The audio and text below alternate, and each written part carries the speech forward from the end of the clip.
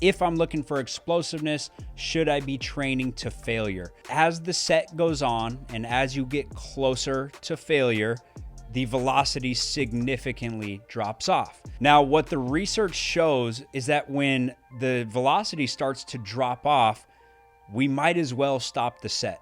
So we sent out 2 studies in our weekly Edge to all of our Edge U members. We sent out a study that basically took 2 groups. One group was the 5% drop off and the other group was 20% drop off. So they didn't stop their set until the velocity dropped off by 20%, and the 5% group didn't stop their set until they dropped off by 5%, which is not a lot, right? So basically that would be like the 5% group only cranked out 3, while the other group cranked out 9.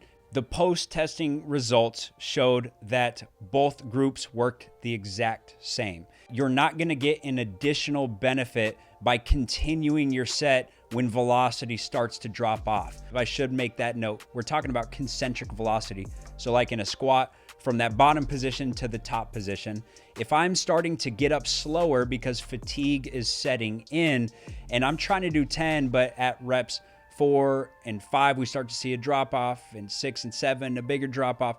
There's no point in continuing to do those unless the goal was hypertrophy, or if the goal is strictly strength. Then we do want to get closer to failure. If our velocity was dropping off at 3 and we kept going, that's only adding accumulated fatigue, which is then going to decrease the amount of sets we can do. It's going to decrease the quality of our next exercise, and it's going to require more adaptive energy to recover from that session because we accumulated all this fatigue, but that didn't lead towards more improvement. So why not cut it off at 5 or 10% velocity drop off and go lower repetition, all high quality reps.